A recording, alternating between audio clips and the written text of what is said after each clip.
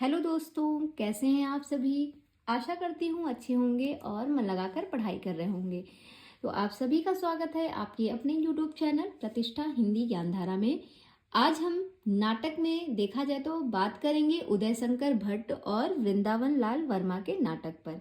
आज हम देखेंगे कि उदय शंकर भट्ट के द्वारा कौन से नाटक लिखे गए हैं और वृंदावन लाल वर्मा ने कौन कौन से नाटक लिखे हैं, तो इस पर हम विस्तृत अध्ययन करेंगे।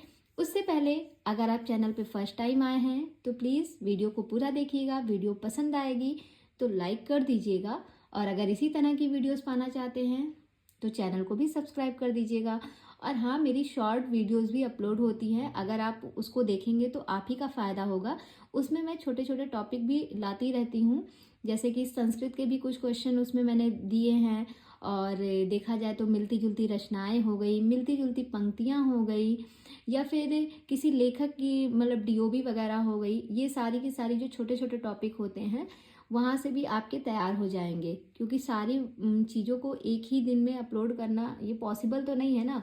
तो कम टाइम में ज़्यादा चीज़ें प्रोवाइड कराना अगर है तो उसको अलग अलग भाग में हम डिवाइड कर सकते हैं। तो मेरा क्या है कि मैंने सोचा कि कुछ क्वेश्चन जो है वो शॉर्ट वीडियो में अपलोड कर दिए जाए, और लॉन्ग में तो मैं ट्रिक वगैरह बता ही रही हूँ। और साथ ही मैं पोस्ट भी कर देती हूँ, मतलब 24 घंटे में एक पोस्ट मेरी जाती है। आप उसमें जाके क्वेश्चन को भी सॉल्व कर सकते हैं, वहाँ से भी आपका 1 नंबर का प्रश्न तैयार होता रहेगा हर दिन। बाकी आपकी तैयारी तो चल ही रही है और भगवान करे बहुत अच्छे से तैयारी चल भी रही हो। माता रानी आप सब पे अपनी कृपा दृष्टि बनाए रखें। नवरात्रि का समय भी चल रहा है तो आप सभी जोर शोर से तैयारी करिए। माँ का आशीर्वाद आप सभी के साथ है, तो चलिए हमारे भी साथ है। और इसी के साथ हम अपनी क्लास की शुरुआत भी करते हैं। बने रहिएगा शुरू से अंत तक, तभी चीजें आपको समझ में आएंगी। तो देखते हैं उदय शंकर भट्ट के नाटक को।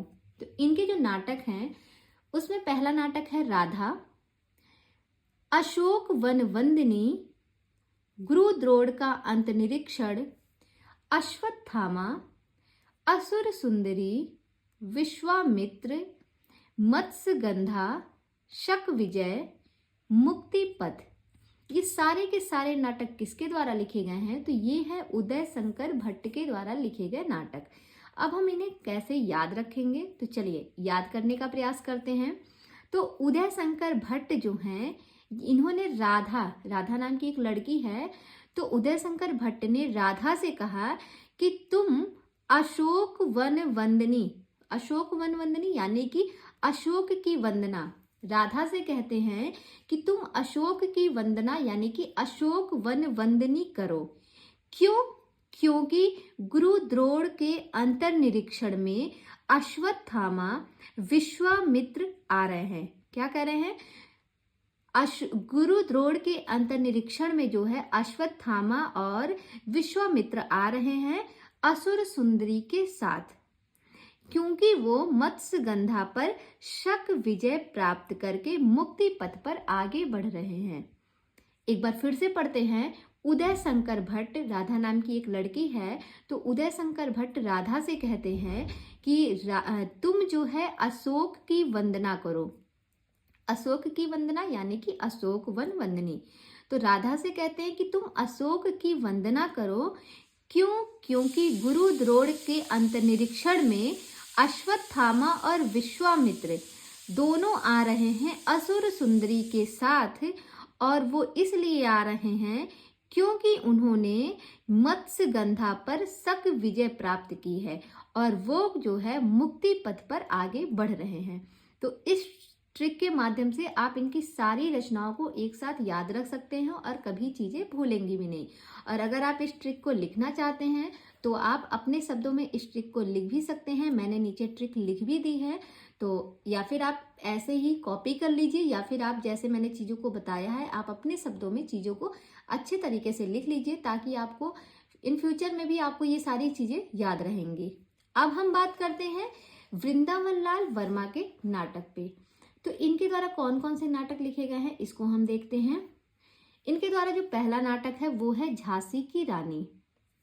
बहुत ही महत्वपूर्ण है। झांसी की रानी सभी लोग जानते हैं, वृंदावन लाल वर्मा का नाटक है झांसी की रानी। दूसरी रचना है पूर्व की ओर। दूसरी रचना क्या है? ये है पूर्व की ओर। अगली रचना इनकी है पूर्व की ओर बीरबल, कश्मीर का कांटा, फूलों की बोली, ललित विक्रम, ये सारी की सारी रचनाएं किसकी हैं? तो वृंदावन लाल वर्मा के द्वारा लिखी गई रचनाएं हैं और सारी की सारी क्या है? नाटक विधा है। तो अब हम वृंदावन लाल वर्मा के जितने भी नाटक देखे हैं इन सभी को हम ट्रिक से कनेक्ट करेंगे। तो देखिएगा, वृंदावन, वृंदावन सभी लोग जानते हैं, मथुरा वृंदावन सुने हैं, जगह का नाम है। तो कहते हैं कि वृंदावन से जो झांसी की रानी है, झांसी की रानी लक्ष्मीबाई, सभी लोग जानते हैं इन्हें अच्छे से। तो यहाँ से आप इनको कनेक्ट कीजिएगा कि वृंदावन से झांसी की रानी पूर्व की ओर आ रही थी बीरबल के साथ। क्या कह रहे हैं? वृंदावन, आप इनको ऐसा इमेजिन कीजिएगा कि जो झांसी की रानी लक्ष्मीबाई थी वो वृंदावन गई थी। तो कहते हैं कि वृंदावन से झांसी की रानी पूर्व की ओर आ रही थी बीरबल के साथ। जहां कश्मीर का कांटा लगा हुआ था वहीं पर ललित विक्रम फूलों की बोली बोल रहे थे। क्या कह रहे हैं? कि वृंदावन से झांसी की रानी पूर्व की ओर आ रही थी बीरबल के साथ।